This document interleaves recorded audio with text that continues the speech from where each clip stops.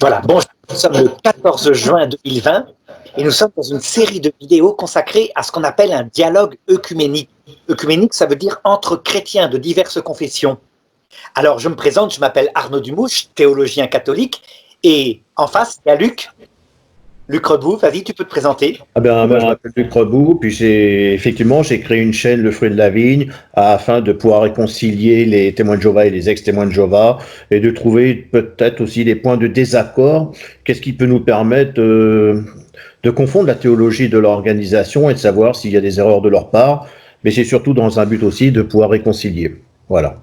Alors, je rappelle que certains témoins de Jéhovah ont reproché à Luc justement d'entrer en dialogue avec respect avec des catholiques qui, pour la plupart des témoins de Jéhovah, sont considérés comme des gens qui ne sont pas sauvés, qui ne seront pas sauvés s'ils meurent catholiques. Hein, on t'a fait ce reproche-là, mais je crois que tu as constaté qu'en même temps, beaucoup de témoins de Jéhovah trouvaient que c'était une bonne méthode de respect. En tout cas, moi, je remercie énormément les commentaires qui sont faits sur ta chaîne des catholiques, puisqu'ils sont quand même très respectueux. Hein, dans l'ensemble, j'ai pas vu quelque chose ou des gens qui étaient désobligeants vis-à-vis de ma part. Vous avez votre théologie, tu as tes abonnés, je trouve que ce sont des gens bien éduqués, en tout cas, et ce ne sont pas des personnes, on va dire, on voit qu'ils sont quand même érudits de ce côté-là. Moi, je les remercie, puis je te remercie aussi, toi, pour le nombre de séries qu'on a fait sinon sur les vidéos. Et oui, c'est la 11e.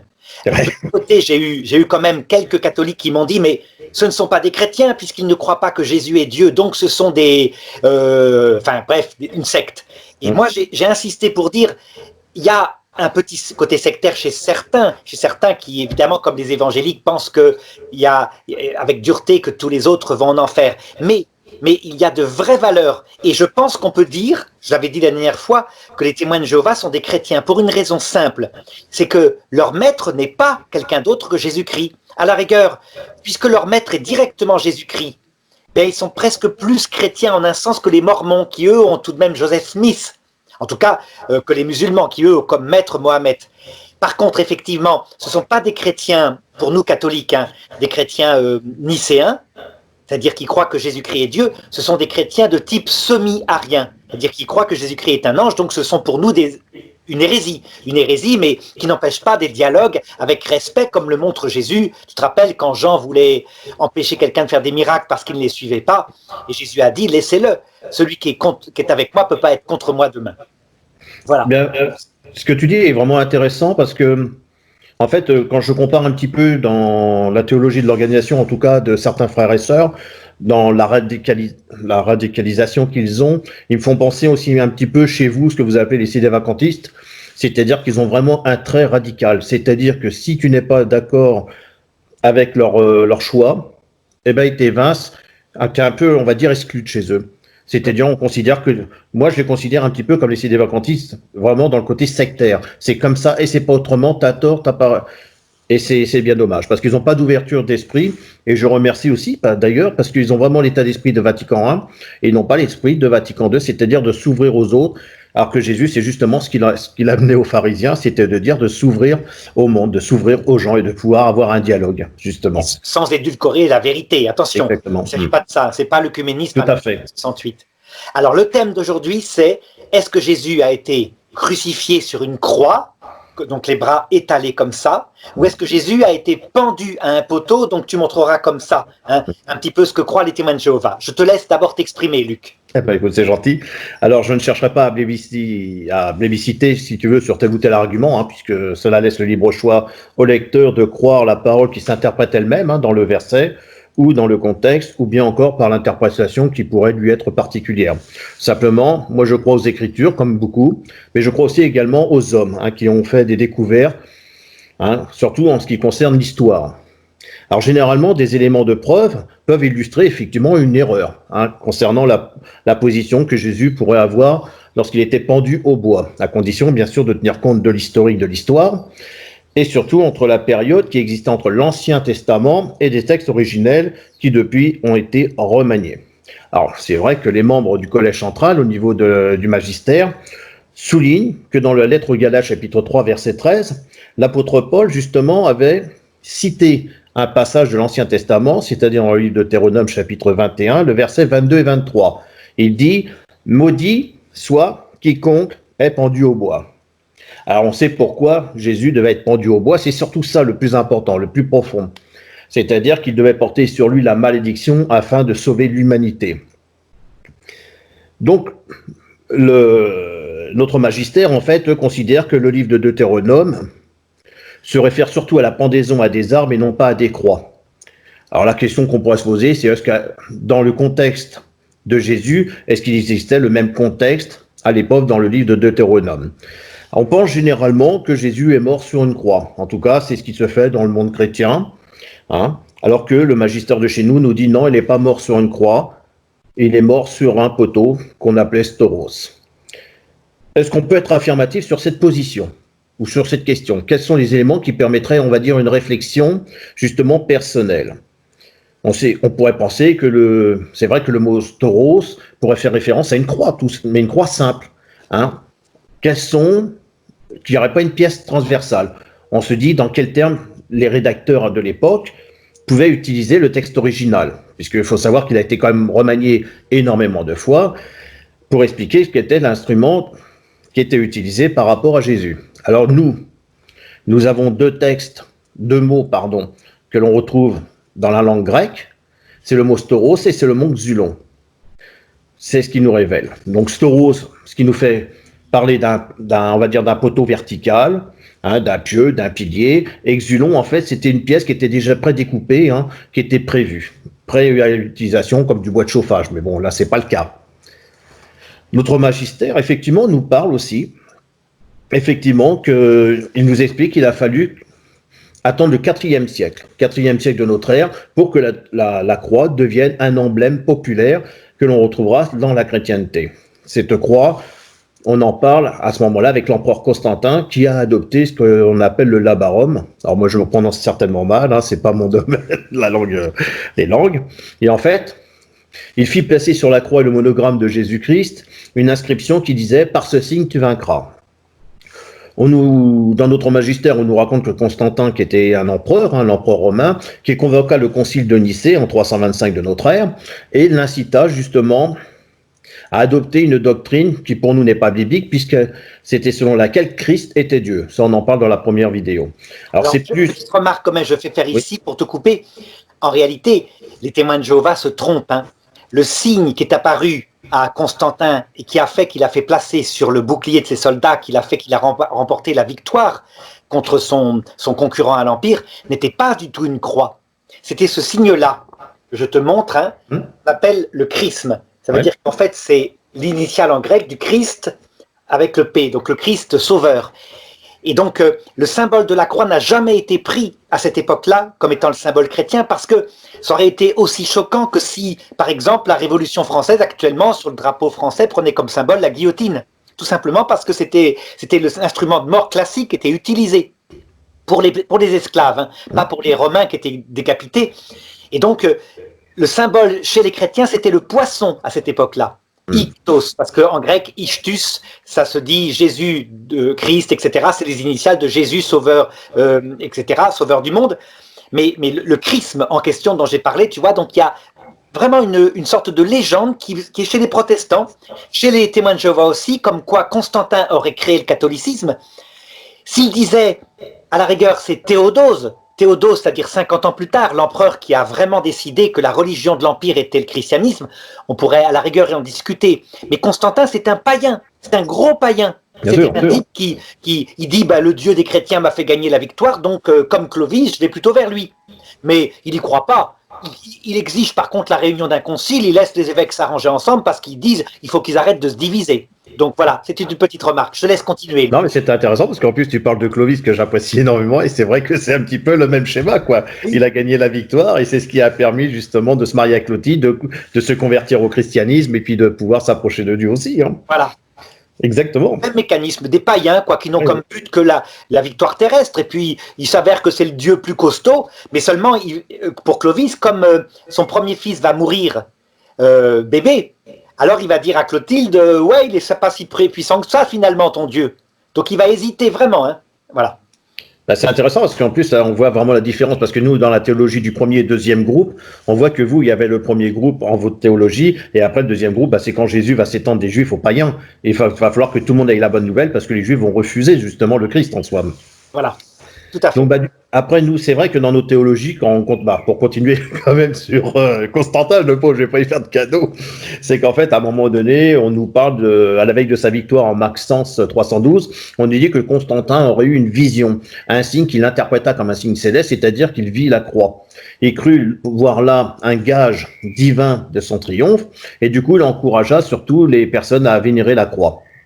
Alors, on a un fait étrange quand même, c'est de la mort rédemptrice du Christ, qui ne figure pas, si tu veux, dans l'art symbolique des premiers chrétiens du 1er siècle. La plupart des érudits, apparemment, s'accorderaient à dire, je dis la plupart des érudits, parce que tout peut on est dans l'histoire, donc dans l'histoire, il y a mon point de vue, il y a le tien, tu sais, il y a toujours, il peut y avoir des désaccords, c'est vrai qu'au niveau de théologie, le but c'est d'avancer, hein, pour dire que la croix ne servait pas de référence graphique avant l'époque de Constantin. Et je pense que là, tu l'as confirmé avec ton schéma, le dessin que tu as donné.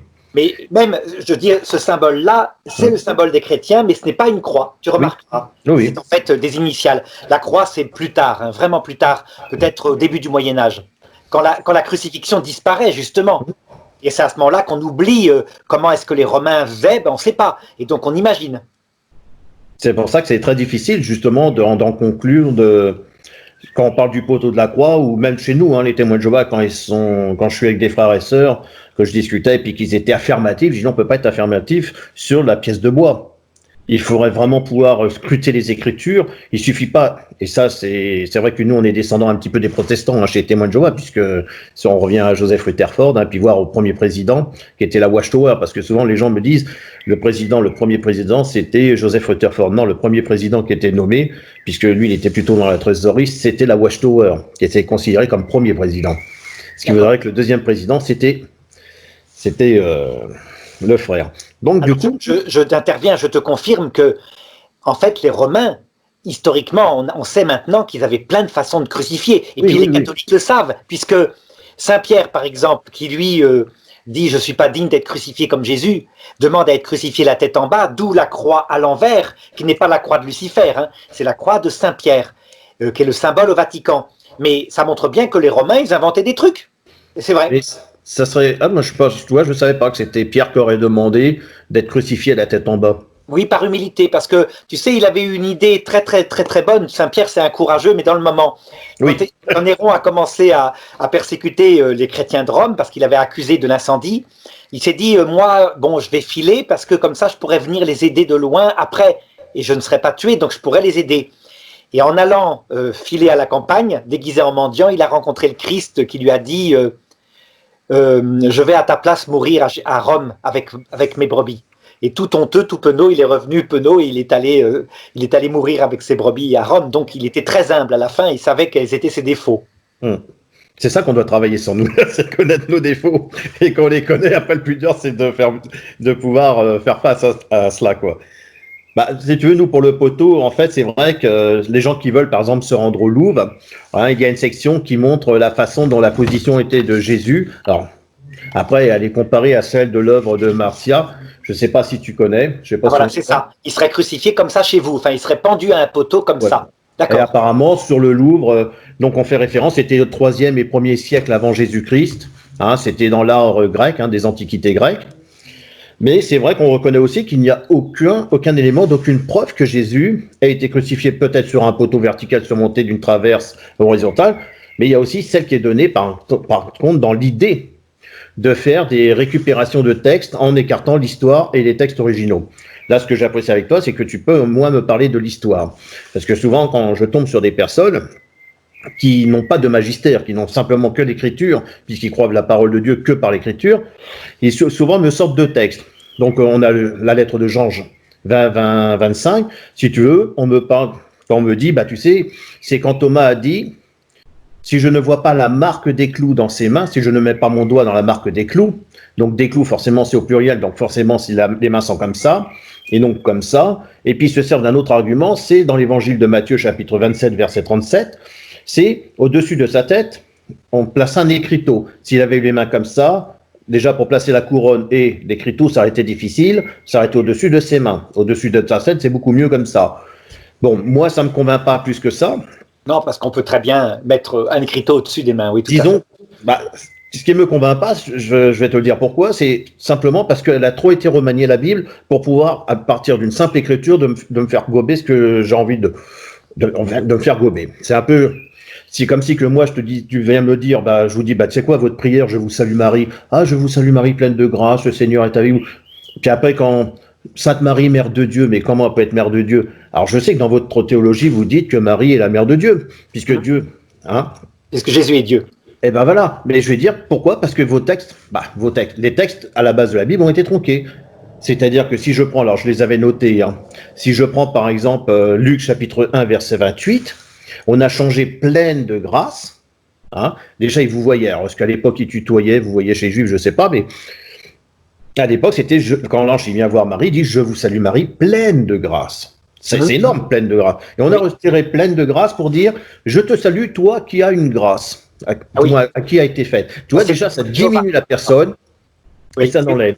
Et après, je comprends, parce que j'ai étudié votre théologie, que quand une personne me dit c'est la mère de Dieu, je comprends parce qu'elle fait référence aussi au texte de Luc 1, 43, lorsque Marie se rend pour aller voir Élisabeth, sa cousine, et que lorsqu'elle arrive, qu'elle rentre, t'as sa cousine qui lui dit, elle a été enceinte de Jean-Baptiste, et elle lui dit, mais comment est-il accordé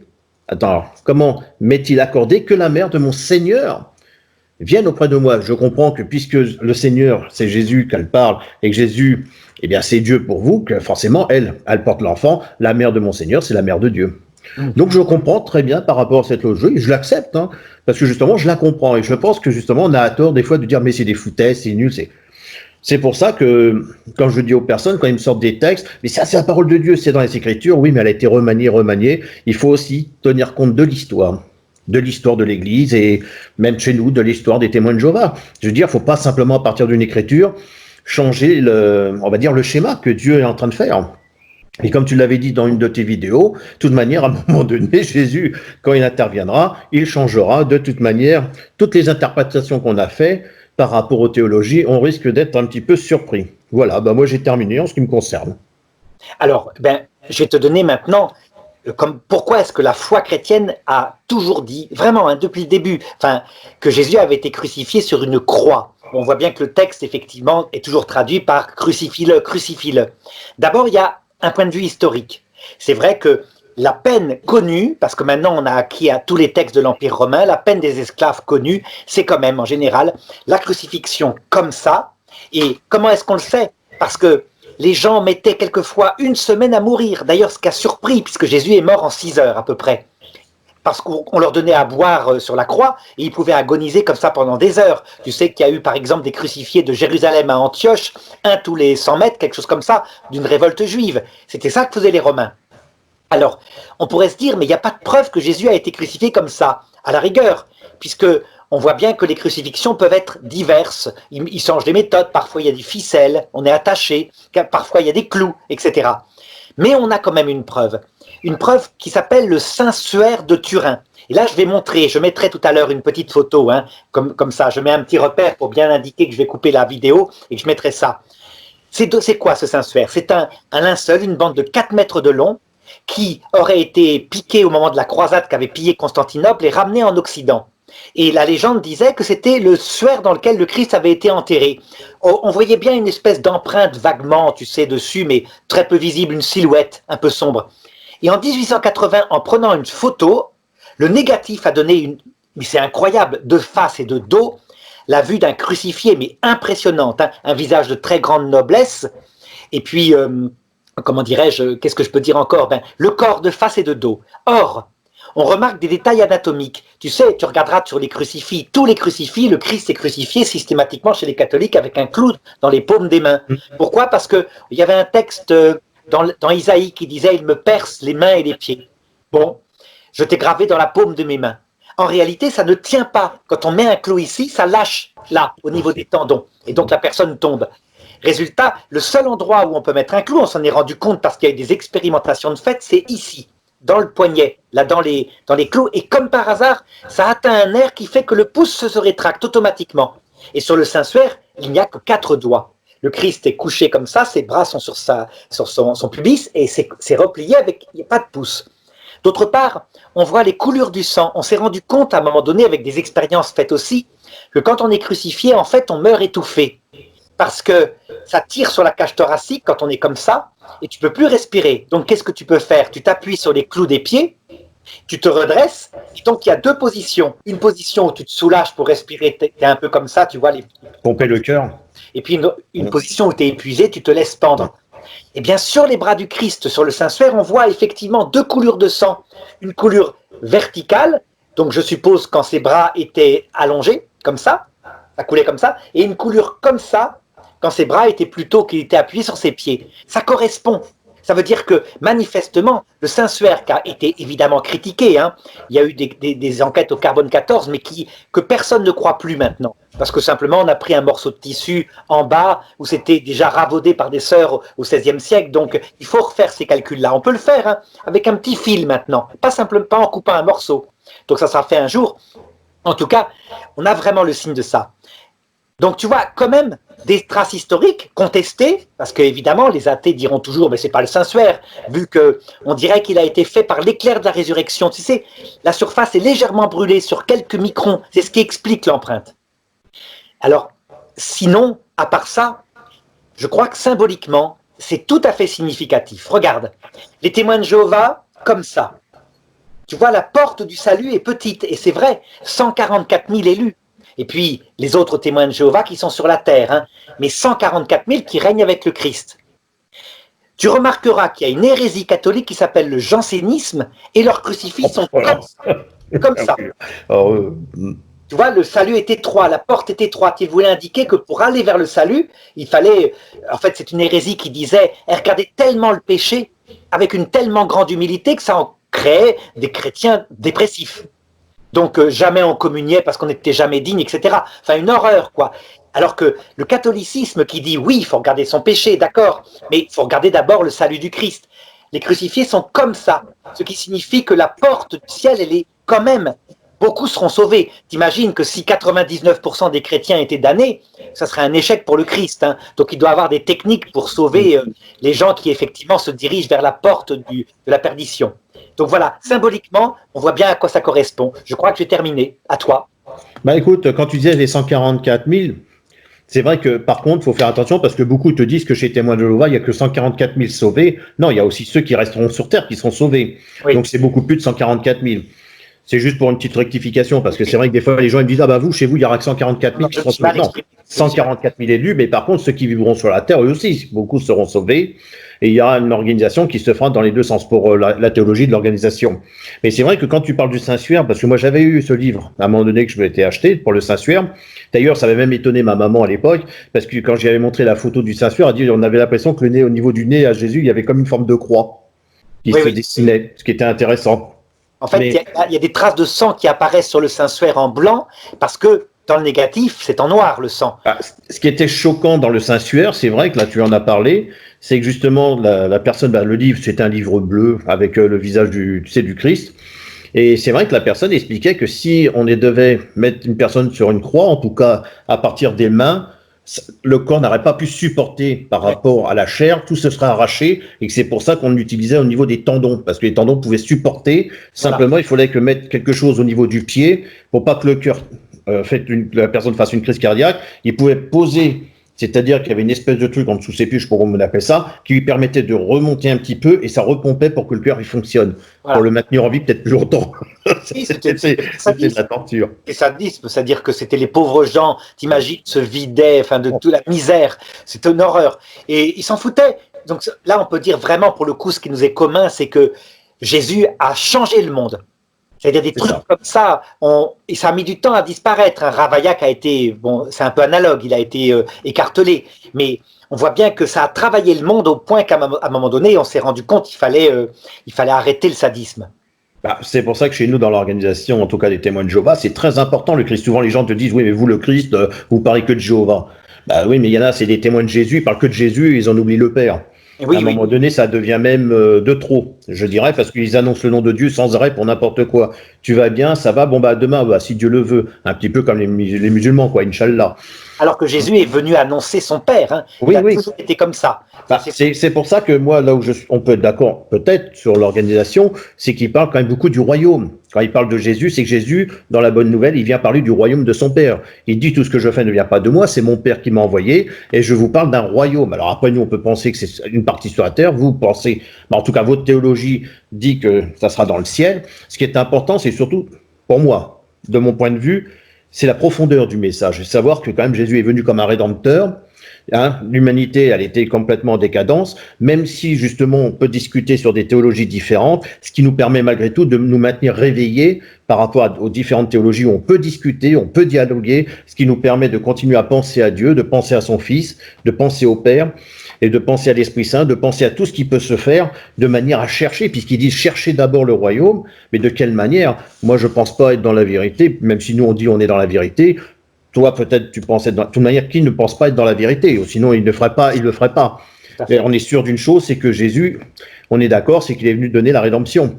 Il est venu donner sa vie, et il l'a donné quand même par sacrifice. Voilà. On peut imaginer la dureté que Jésus a, la dureté d'un père. C'est pour ça que, bon, nous, dans l'organisation, souvent, on parle d'Abraham, parce que, si tu veux, quand tu prends la Bible, effectivement, tu lis Abraham avec Isaac, bon, bah, c'est bien, les gens. Mais quand tu prends le temps de lire, tu te rends compte les jours de marche qu'il va faire avec son fils, que son fils te dit, mais tu m'emmènes où? Ça doit être très, très dur pour le père, bah, tu vois, je vais te sacrifier. C'est le seul fils unique que Dieu m'a donné, je vais te sacrifier. Et puis que le fils, tu vas pas me dire, c'était pas un enfant de 3 ans, il est super fort pour pas dire à son père, bah, tu me feras rien du tout. Et le fils accepte le sacrifice. Avant que, toi, que l'ange lui tienne la main. Et là, on voit un père, bah, on voit que Dieu, quand même, le père, il va envoyer son fils est d'accord pour le sacrifice. On peut pas dire, il allait être mis sur la croix ou le poteau. En tout cas, il allait être... Moi, je dis toujours le bois. C'est plus facile de discuter avec des catholiques ou protestants ou autres. Moi, je dis toujours, Jésus a été mis au bois. Comme ça coupe, toi, les nuances. Je dis, ce qui est important, c'est cette profondeur. C'est que Jésus a été mis au bois. Il savait, il était en accord avec son père. Comme quoi, de toute manière, il avait donné sa vie. C'est quasiment du suicide. Quand les gens ils disent le suicide, c'est pas. Ben si, c'est un suicide que son fils il a fait, mais il l'a fait pour donner la vie aux autres. Notre vie à nous. On devrait en tenir compte. Voilà. Oui, tout à fait. Au niveau de la rédemption, ça, c'est vraiment énorme. On s'en rend pas compte, mais c'est énorme. Tout à fait. Et c'est le principal. C'est-à-dire qu'au-delà de cette chose précise, qui, même si elle est symbolique, dit quelque chose, c'est le sens profond de la croix qui est l'important. Merci, Luc. Hein. Je crois qu'on a. C'est moi qui te remercie. Voilà. Et alors, à la prochaine fois, pour un autre débat comme ça sur un thème. Peut-être sur la rédemption, le sacrifice qu'il a donné. Hein, il y a pas mal de sujets encore à traiter. À bientôt alors. Hein. Alors à bientôt, je te remercie. Au revoir. Au revoir.